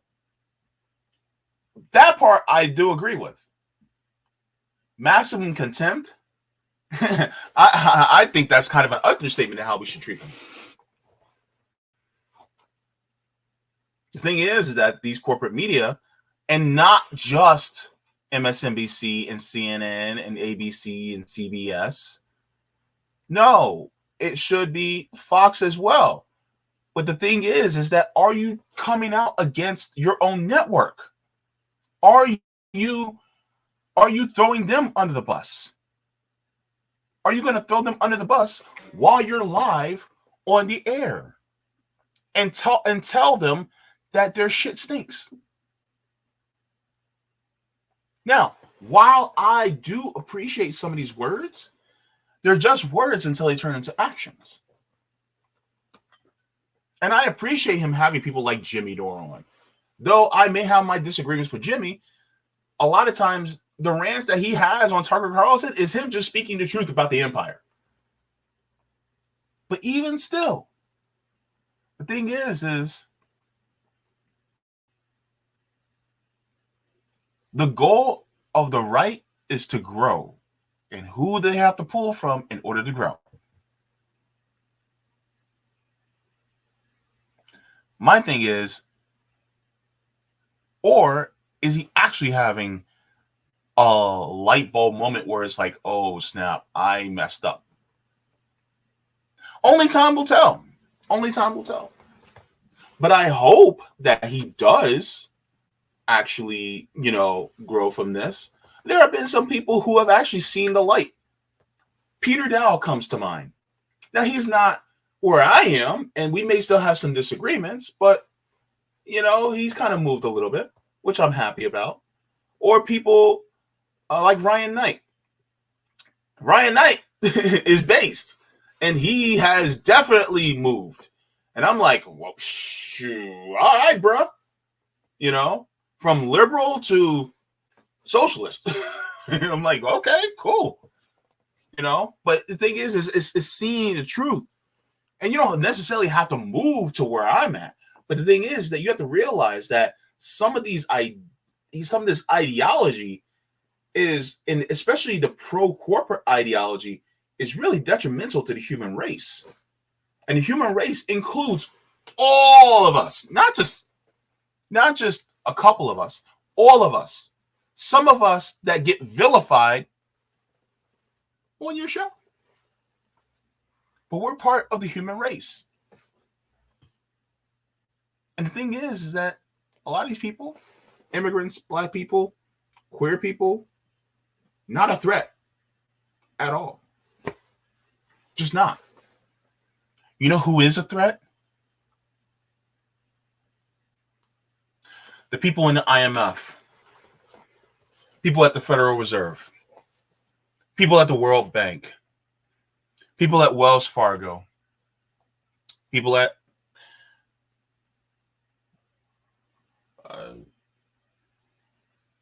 name a bank.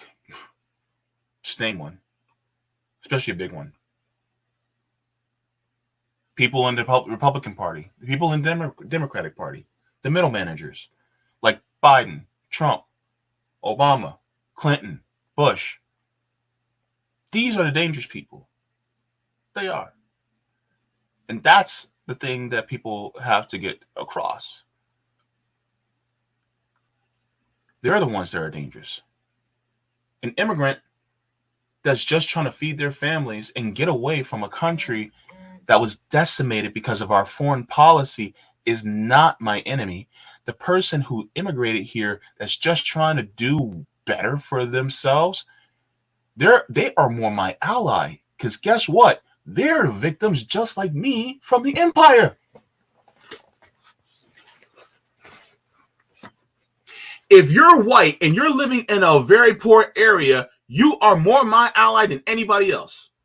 You have more in common with me than you do with a Peter Thiel, a Jeff Bezos, or an Elon Musk. You have more in common with me.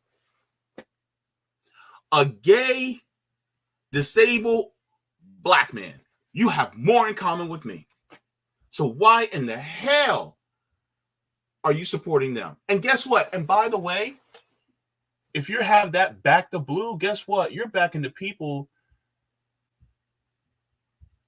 that are going to be the ones that put their foot on your neck eventually. Because they are the goons. They are the muscle of the empire.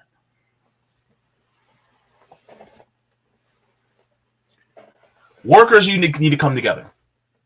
That's the whole point, right? That's the point of, what I try to talk about, is that if we come together, if we truly come together as workers, and then we actually have a government, a system, an order that actually we dictate as the majority, instead of these people who are way at the top. There is no meritocracy. It does not exist. It ain't here, right? Just by them giving their kids an inheritance it shows that there's no meritocracy, because their kids ain't got to do jack diddly squat, and their kids are obscenely wealthy. There's no merit to it. Meritocracy does not exist in this country. It don't live here. So in order to have a system that is more egalitarian, equitable, and equal for all of us, it means that we have to stand up. We no longer want them standing on our backs. If you want to get somebody from standing on your back, what do? You stand up. Stand up. And don't let phrases like woke scare you. Woke is not a scary word. Here's the problem. You know who messed up woke? Liberals. Liberals messed up woke.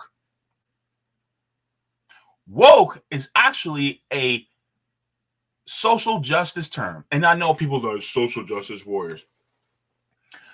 Real justice means actually having a system where we are no longer disenfranchised because of this, or because what's between our legs, or how we love, or the way our brain works, like, for instance, our neurodivergent people or people who are disabled, or because some other factor that we did not choose to be. So therefore, that's what actual true justice means. And that equates to economic justice as well. Because you as a person should not be discriminated against because of any of these factors. And you should be able to have housing, healthcare, education, food, water, and a clean environment, irregardless. You should have all those things. And it should not be gatekept, I should say, from people who look like me, or who love like me, or who think in a different process than I do. So, you know who the perversion of woke I blame on? Liberals. And then who picked that up and ran with it? Conservatives. That's who ran with it. And that is why it is being vilified now and is now pejorative. When in reality, it was actually good, and it came from the black community. And so now you got a bunch of people who are talking about, oh, woke this and woke that. It's like, no, you don't. It's like the young woman who couldn't even define what woke actually meant. And then she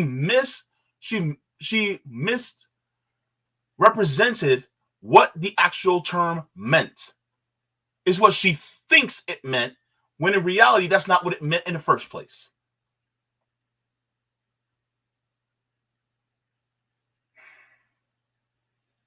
So yeah. Did you like the stream? Go ahead and give me a like to push me out in the algo. Now, let me go to the chat really quick. This is fun.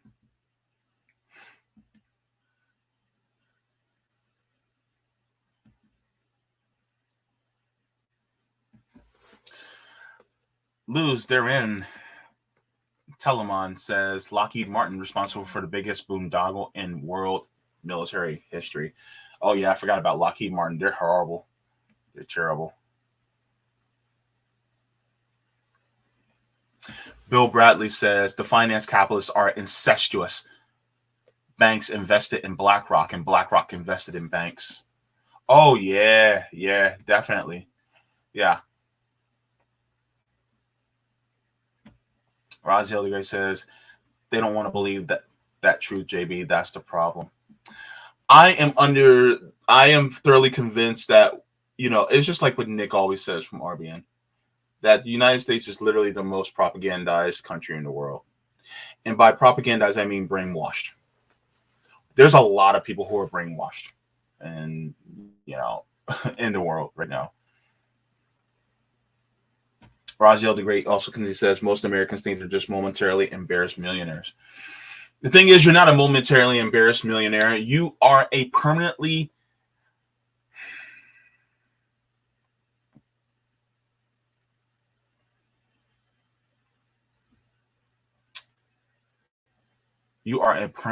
exploited person. That's what it is. You're not a momentarily embarrassed millionaire. Get that out of your head. You're exploited. That's why you're housing insecure. That's why you're worried about rent. That's why you're worried about the electric bill. That's why you're worried about egg prices. That's why you're worried about healthcare. That's why you get mad every single time you look at your paycheck and you see all that money taken out just for healthcare. That's why you get mad, because you're exploited.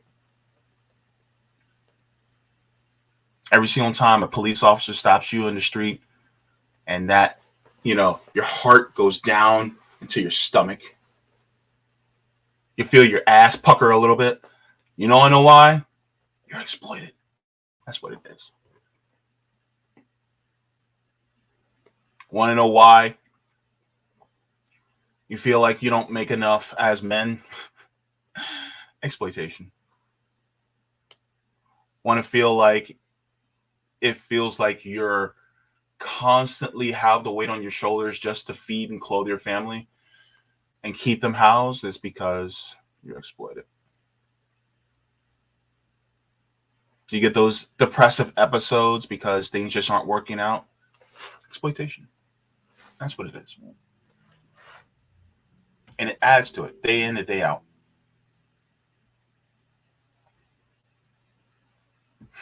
Bill Bradley says, I hear a lot of people use the term workers' movement, but I feel only a handful of the people that use the term actually mean it.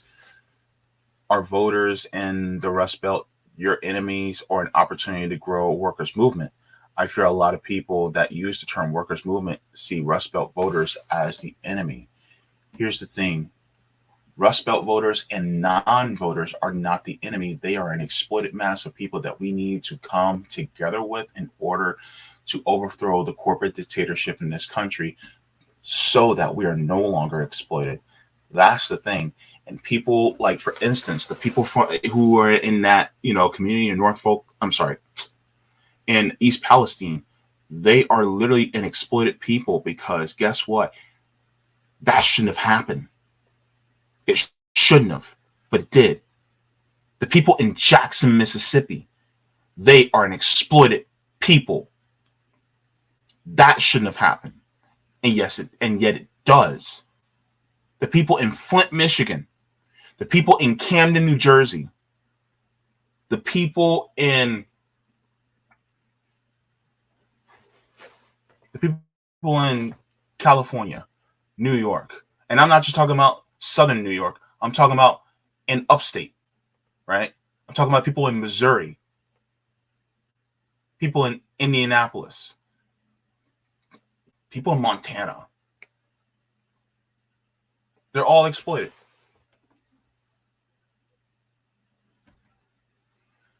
Now, one of the things that I wanted to point out is that Tucker Carlson,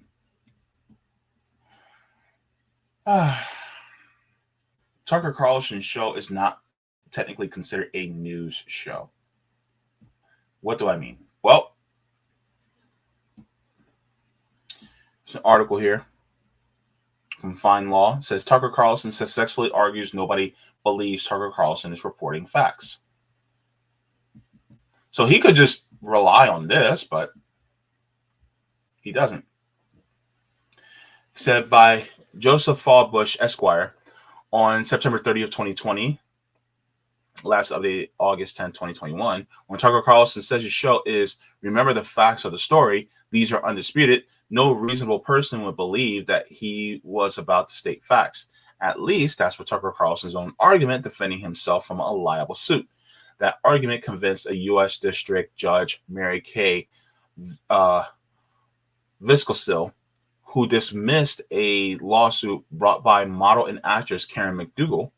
McDougal sued for defamation, alleging Carlson baselessly told his audience that she was extorting President Trump, paid allegedly $150,000 to keep quiet after a long affair with the former Playboy model. By the way, this is what they're trying to arrest President Trump over right now. The fact that he paid Karen McDougal, aka I think it's Stormy Daniels, $150,000 to keep hush hush. And so they're trying to arrest him on that, which won't take place. By the way, by the time midnight will happen, people will be like, well, it should have happened, but it didn't. No, we just don't know why. It says bloviating the audience. And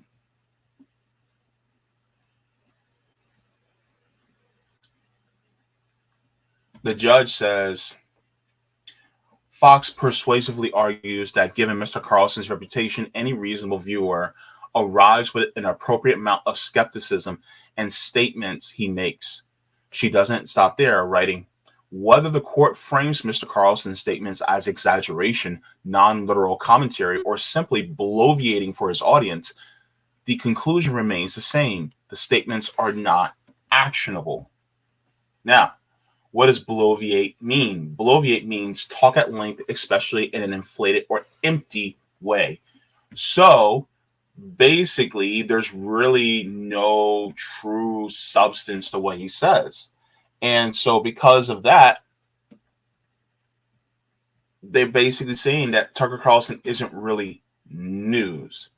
And so this article is also going to be in the chat, as well as the actual statements from the court. I also put that in there as well. But yeah, so I mean, the thing is that regarding Tucker Carlson is like, dude, I mean, you're literally, you know, said that you're not a news show. So it's kind of like, why are you so apologetic about it now? Oh, you argued that for the judge, but in reality, you actually are a news and opinion show. So you should be sued for some of it. You know, it's just crazy how this stuff goes. But yeah. John Kipper says nobody arresting Trump, no warrant. Yeah. If there was a warrant, it would have been all over the news. Yeah.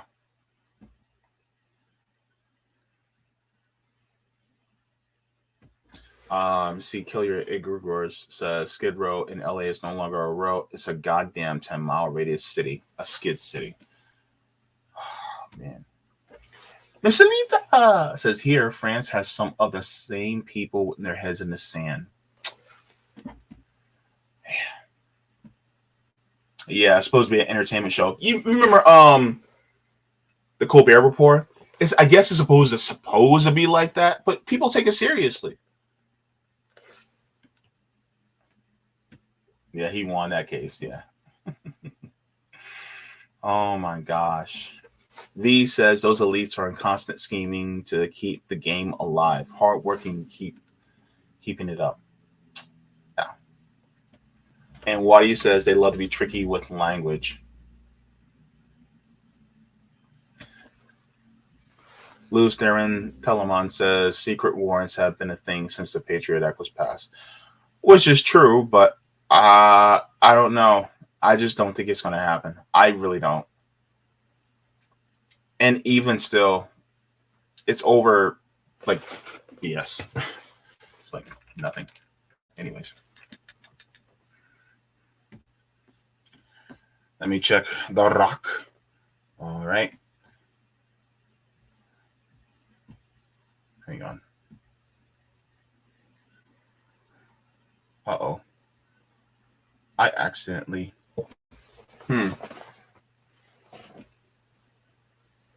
I just realized the mistake I made. I'm going to have to switch things around. Oh, well.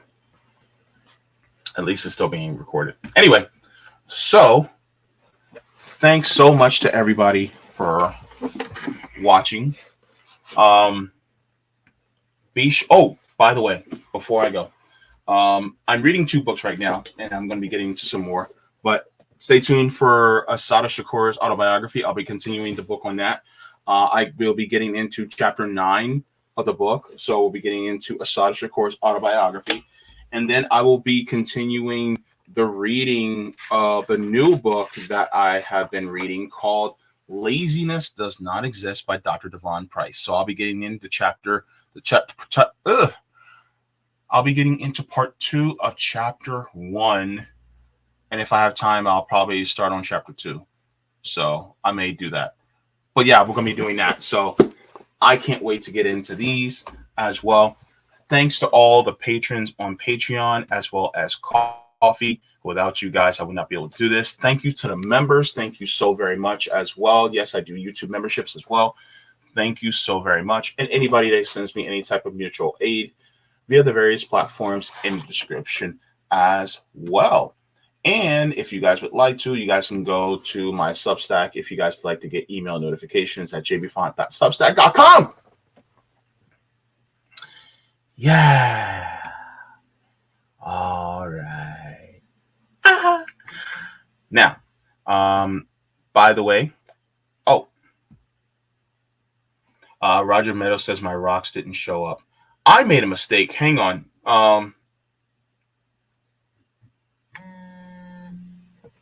Let me see. Because I started on the wrong video on Rockfin. This is a first for me. And so that was my bad. Let me check on here. Yeah, okay. I see it here, though. So I'll get to it right now. Because for some reason, I could have swore oh, wait. I guess I did do it in the right one. Hang on. Let me get this up really quick. Sorry about that, Roger. Hang on. I see them. Don't be fooled by the rocks that I got. I'm still Jamie from the block. Sorry. Oh gosh, can you guys believe me? I am so ridiculous right now. Let me see. 1, 2, 3. Okay. 1, 2, 3, 4, 5, 6, 7, 8, 9, 10, 11, 12. Hey, you guys remember that? That was fun. Good times, good times. Roger says, oh, wait, hang on. Let me go all the way up. Okay. Share this in the chat. Worker cooperative ownership request to share this in the chat. Oh, okay. Hang on. Let me. Okay. This is very interesting. Let me share this in the chat. And I'll cover this just a little bit really quick while I have your comment here, Roger. So let me drop this just for a second. And this is interesting. Thanks, Roger.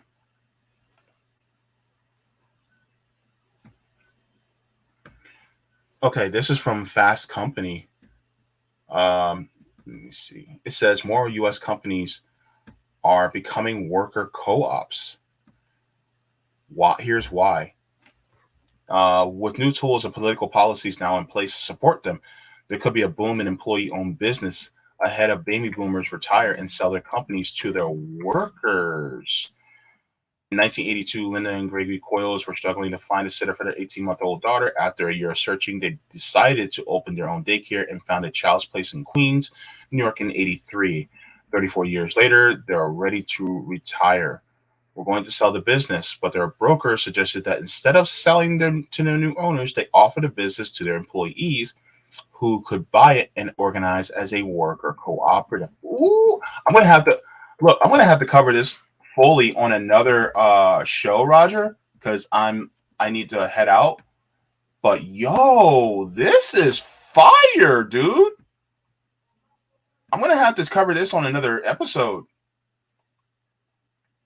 Holy crap! Hang on, let me put this link in my notes. Thank you. Because the thing is that a lot of worker-owned businesses, are coming up, and I really want to highlight more. And I also got the link for, what's it called? Maximum Fun, that article. I'm going to add that to that about how this podcasting platform is now becoming a worker co-op, which is going to be really cool. And I may want to reach out to them, you know what I'm saying? Because I want to give these, these type of companies some support, because it's more influenced by workers. So I would like that. All right, so let's continue with the Rockfin. So thanks again for another tip. Says also share this in the chat. The Independent Community Bankers Association. If you can read the first 4 small paragraphs, these guys might be the perfect ally if they aren't already for the public bank movement, since the mission is to protect small banks and credit unions. Seeing public banks replace FDIC for community banks and credit unions. So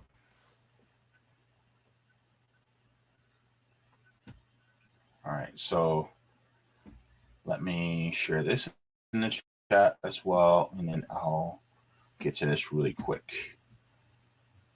I'm glad Roger reminded me. Holy crap. All right, so let's go here.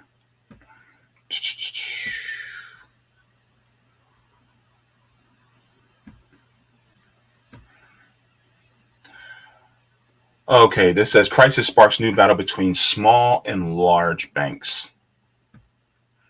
The blurb says the banking industry factions of lobbyists are beginning to draw battle lines following the collapse of regional lenders Silicon Valley Bank and Signature Bank. Brace yourselves for bank-on-bank warfare in Washington.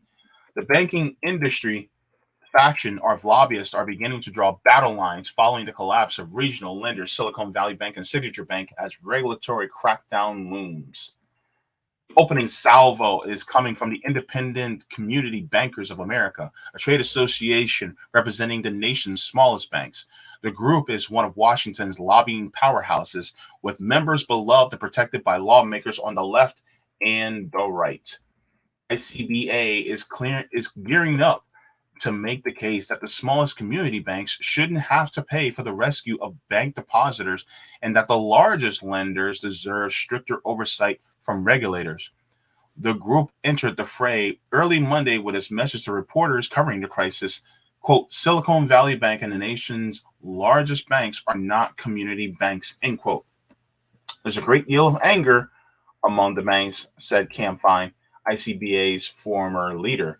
They do feel like they're being lumped in with a bunch of high-flying, high-risk takers. The conflict, which starts looking like a smaller bank versus a similar small bank versus big bank lobbying fight in the wake of the 2008 crisis underscores what's at stake for players across the country as Washington revamps fundamental banking policy and looks for accountability. So thanks a lot for this, Roger, as well. The thing is that public banks are absolutely necessary because they are at too great of a risk for us right now. And so the thing is that we are constantly under risk. And it's like a YouTube short that I put out before the stream, is that literally they're playing chicken with our lives as we speak, all over. And, people are still constantly under the thumb of this system because banks and these venture capitalists constantly want to make money off of us, and off of the money is just crazy, man.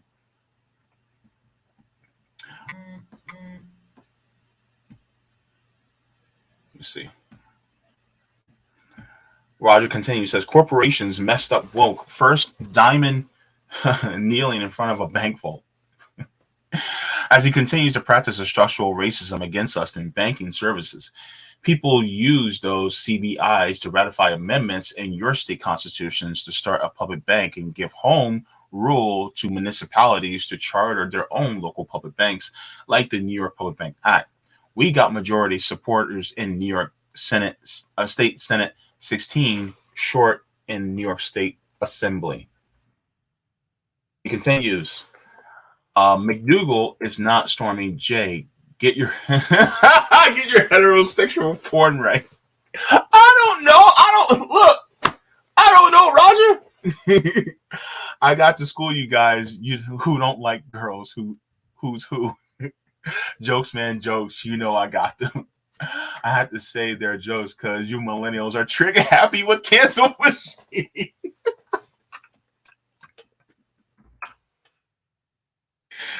Hey, Roger. Sounds to me you're a lot progressive.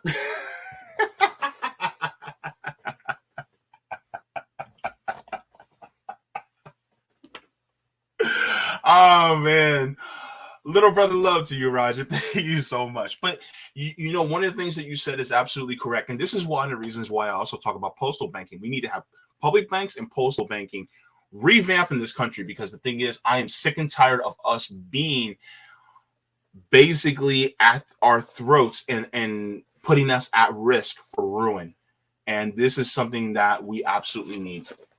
And I know that in China, and I'm trying to get Danny Haifong on here because I know that he is a lot more educated on China than I am.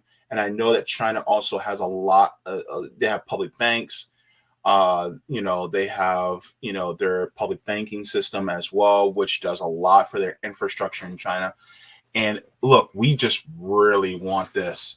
We need this, and I hope that we can get something like this in the near future. Commenter says 5 likes away from 100. Give me 10 likes. 10. Give me 10. 10. You got your 10. You got your 10. Oh man. So yeah, thank you so much to everybody for tuning in. Thank you so much to everybody for watching. Look, like I always say, water your plants, water yourselves, leave the world better than you found it. And thanks again for Niko House joining me on this beautiful day. Look, shout out to him all the way from Brazil. Obrigado. And look, take care, everybody. Oh, and by the way, I forgot. Oh, Lord, JB, what are you doing? I'm lost. Mwah. Forehead kisses. I know you've been waiting for him. Yeah, don't worry. I got you. JB got the forehead kisses for you, baby. Come back on Saturday at 3 when I talk to Jesse Jett from INN News, and I'll also be talking to the people from East Palestine, Ohio at 6. So I'll be doing 2 shows that day. Yeah, boom, boom, 1, 2. You like that 1-2 punch, don't you? Love you, baby. Yeah, yeah!